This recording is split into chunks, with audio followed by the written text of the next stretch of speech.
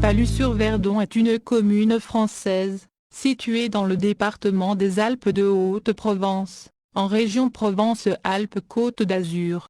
Le nom de ses habitants est Paluards.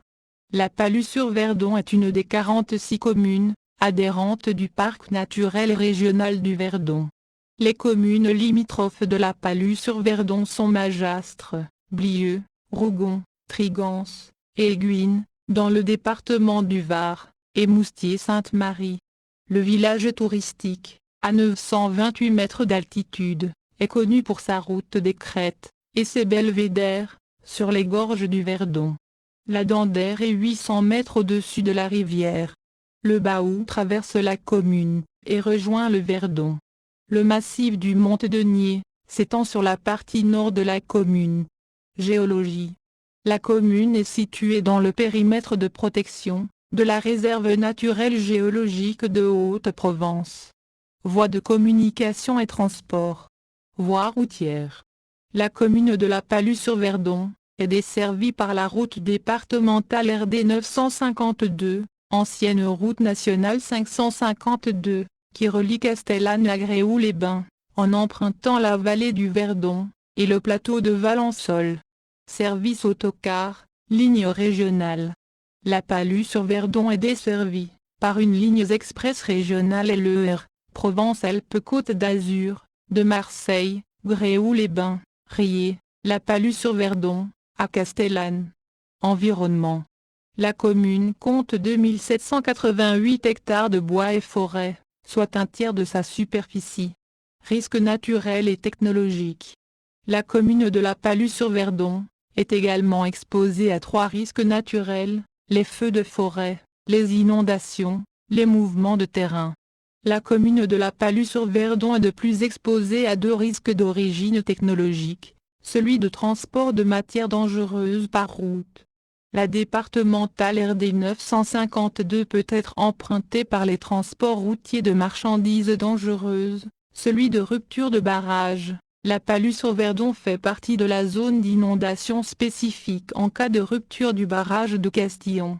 Si cette rupture advenait, l'onde de submersion passerait en crête au-dessus de celui de Chaudane, et parcourrait les 24 km qui séparent le barrage de Castillon du point sublime en moins de 29 minutes, juste avant d'entrer dans la commune de la Palus. L'onde resterait cantonnée dans les gorges du Verdon, continuant de descendre à environ 40 km/h, et atteignant l'Imbu, 19 minutes après avoir passé le point sublime. Elle finirait par submerger le pont du Galetas, une demi-heure après être entrée dans la commune, ne dépassant pas toutefois la cote des 500 mètres, soit une hausse du cours du Verdon de plus de 10 mètres. Aucun plan de prévention des risques naturels prévisibles, PPR, n'existe pour la commune, et le DICRIM n'existe pas non plus. Sismicité. Aucune des 198 communes du département n'est en zone de risque sismique nul. L'ancien canton de Moustier-Sainte-Marie, auquel appartenait la Palus-sur-Verdon, est en zone 1B, sismicité faible, selon la classification déterministe de 1991, basée sur les séismes historiques, et en zone 4, risque moyen, selon la classification probabiliste EC8, de 2011. Le dernier tremblement de terre, fortement ressenti dans la commune, est celui de Chasteuil, le 30 novembre 1951, qui a été ressenti avec une intensité macro-sismique ressentie de 5, sur l'échelle MSK, dormeurs réveillés, chute d'objets. Hameau, lieu-dit. Les Barris, site du premier château. Toponymie. Le nom du village, tel qu'il apparaît la première fois vers 1200, de Palude, est tiré de l'occitan palus, marais, du latin palus paludis, même sens. La commune de la Palus prend le nom de la Palus-sur-Verdon en 1961. Le belvédère de Méreste, à proximité d'un château du même nom, pourrait tirer son nom du nom de personne Matrius, avec le suffixe liguresque. Urbanisme, typologie. La Palus-sur-Verdon est une commune rurale. Elle fait en effet partie des communes, peu ou très peu denses, au sens de la grille communale de densité de l'INSEE. La commune est en outre hors attraction des villes. La commune, bordée par un plan d'eau intérieur, d'une superficie supérieure à 1000 hectares, le lac de Serre-Ponçon, est également une commune littorale au sens de la loi du 3 janvier 1986, dite loi littorale. Des dispositions spécifiques d'urbanisme s'y appliquent dès lors afin de préserver les espaces naturels, les sites, les paysages et l'équilibre écologique du littoral, comme par exemple le principe d'inconstructibilité, en dehors des espaces urbanisés, sur la bande littorale des 100 mètres, ou plus si le plan local d'urbanisme le prévoit. Occupation des sols. L'occupation des sols de la commune, telle qu'elle ressort de la base de données européenne, d'occupation biophysique des sols, Corinne Landcover, CLC, est marquée par l'importance des forêts et milieux semi-naturels, 95,40% en 2018, une proportion identique à celle de 1990, 95,40%. La répartition détaillée en 2018 est la suivante: milieu à végétation arbustive et ou herbacée, 50,40%, forêt, 37,90%, espace ouvert, sans ou avec peu de végétation, 7,10%, zone agricole hétérogène, 4,60%. L'IGN met par ailleurs à disposition un outil en ligne permettant de comparer l'évolution dans le temps de l'occupation des sols de la commune, ou de territoires à des échelles différentes. Plusieurs époques sont accessibles, sous forme de cartes ou photos aériennes: la carte de Cassini, XVIIIe siècle, la carte d'état-major, 1820-1866, et la période actuelle, de 1950 à aujourd'hui. Le tableau ci-dessous présente l'occupation des sols de la commune en 2018, telle qu'elle ressort de la base de données européenne d'occupation biophysique des sols Corinne Landcover, CLC. L'occupation des sols montre la nette prédominance de la forêt et des milieux semi-naturels qui occupent 95,40% de la surface communale sur les territoires agricoles qui n'en occupent que 4,60%. La forêt, qui occupe 38% de la surface communale, est constituée majoritairement de conifères. Les landes et broussailles occupent une surface considérable, près d'un quart du territoire. Histoire, préhistoire et antiquité. Quelques trouvailles archéologiques attestent de l'occupation à l'âge du bronze. Une tombe antique a été retrouvée à la veine de la faille, et d'autres, d'époque gallo-romaine à l'hôpital. La commune compte également un site paléochrétien aux grottes de Saint-Brin. Le site de la colline de Méreste a été occupé par un oppidum pendant la protohistoire. L'itinéraire qui reliait Castellane à Moustier passait par le col de la Croix de Châteauneuf. Moyen Âge. Pendant le Haut Moyen Âge, le village n'existe pas. Le polyptyque de Wadald, rédigé en 814, cite 3 collonges, exploitation agricole de taille variable, et une bergerie sur le territoire actuel de la Palue, Colonica Carnia, au coulet de Cunilies, à Colonica Bagella, à Bagel, et la Colonica Indogone, à l'actuel lieu-dit Rocca du Dugo. La bergerie Corcio est, selon Daniel Thierry, à placer à Courchon. La localité apparaît pour la première fois, dans les chartes en 1062, sous le nom de Castrum Novum, Châteauneuf, puis Châteauneuf-des-Barry. Le château est construit à 1143 mètres d'altitude, et avait 8 co-seigneurs en 1062. Le village de la Palue est signalé en 1114. Lors de la guerre, entre Boniface III de Castellane, et le comte Alphonse Ier de Provence, 1188-1189, le château tombe aux mains du comte de Provence. Le baron de Castellane construit alors un nouveau château au nord de l'ancien, qu'il nomme Châteauneuf. L'ancien village est alors renommé la Palue, du nom de l'église paroissiale, Notre-Dame de Palude. Un autre château est construit au XIIe siècle à Méreste, qui formait un fief distinct de celui de la Palue, au Moyen Âge. Il y avait encore un autre village sur la commune, au lieu-dit Saint-Brin, autour de l'église, et le prieuré Saint-Maurice, qui ont été fouillés récemment, Il date de la deuxième moitié du XIe siècle.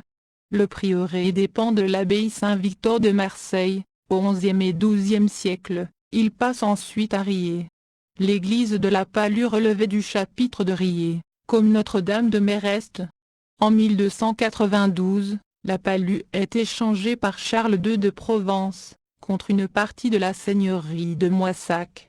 Les Castellanes sont seigneurs durant le XVe siècle, puis la seigneurie passe ensuite aux de Mandolx de 1492, qui la conserve jusqu'au XVIIe siècle. Châteauneuf-les-Moustiers forme une communauté autonome au Moyen Âge, comptant 50 feux en 1315. Elle est fortement dépeuplée par la crise du XIVe siècle, la peste noire, et la guerre de Cent Ans, et ne compte plus que 3 feux en 1471. Les seigneurs de Châteauneuf sont les Castellanes au XIVe siècle, suivis par les Glandevès au XVe, puis les Carbonel au XVIIIe siècle. L'église paroissiale, et la chapelle Saint-Pierre des Chauvets, relevaient de l'abbaye de Montmajour. Le village des Chauvets est construit sur une route fréquentée au Moyen Âge, et un hôpital destiné à accueillir les voyageurs est implanté à cet endroit, au XIIIe siècle. Mais en 1471, il ne compte que 3 feux. En 1765, la communauté comptait 394 habitants. Une légende raconte qu'un Templier serait venu se réfugier dans une grotte de Châteauneuf, après 1314. Le village est abandonné dans les années 1920. Châteauneuf-les-Moustiers est rattaché à la Palue en 1974. Période moderne. À la fin du XVIIe siècle, 4 potiers travaillaient à la Palue. La terre et les paysans étaient pauvres, ce qui n'empêchait pas le seigneur de les pressurer. La disette du début de 1789 ne changea pas son attitude, ce qui provoqua un siège du château par les paysans en armes. Il fut obligé de prendre la fuite de nuit. Durant la Révolution, la commune compte une société patriotique, créée après la fin de 1792. En 1793, le château est désigné comme pouvant être détruit, mais échappe à la démolition. Période contemporaine. Comme de nombreuses communes du département, la Palue se dote d'une école, bien avant les lois Jules Ferry, en 1863. Elle en possède déjà une qui dispense une instruction primaire aux garçons et aux filles, au chef-lieu. Les filles sont instruites alors que la loi Fallou, 1851, n'impose l'ouverture d'une école de filles qu'aux communes de plus de 800 habitants. Châteauneuf-les-Moustiers possédait 2 écoles de garçons en 1863, au chef-lieu et au hameau des Chauvets, mais n'a ouvert d'école de filles qu'avec les lois Ferry. Jusqu'au milieu du XXe siècle, la vigne était cultivée à la Palue. Le vin produit, de qualité médiocre, était destiné à la consommation familiale. Cette culture est aujourd'hui abandonnée. Le 25 juillet 2012, un hélicoptère Eurocopter, AS-532 Cougar, s'écrase au lieu-dit La Maline. Démographie. L'évolution du nombre d'habitants est connue à travers les recensements de la population effectués dans la commune depuis 1765. À partir de 2006, les populations légales des communes sont publiées annuellement par l'INSEE. Le recensement repose désormais sur une collecte d'informations annuelles, concernant successivement tous les territoires communaux au cours d'une période de 5 ans. Pour les communes de moins de 10 000 habitants, une enquête de recensement portant sur toute la population est réalisée tous les 5 ans, les populations légales des années intermédiaires, étant quant à elles estimées par interpolation, ou extrapolation. Pour la commune, le premier recensement exhaustif entrant dans le cadre du nouveau dispositif a été réalisé en 2007. En 2019, la commune comptait 353 habitants, en augmentation de 5,37% par rapport à 2013. Pour mémoire, les Alpes de Haute-Provence, plus 1,48%, la France, hors Mayotte, plus 2,17%. Lieux et monuments. Le château de la Palue, au-dessus du village, est un monument historique inscrit sur l'inventaire supplémentaire. situé dans le site naturel inscrite avec les maisons anciennes qui l'entourent.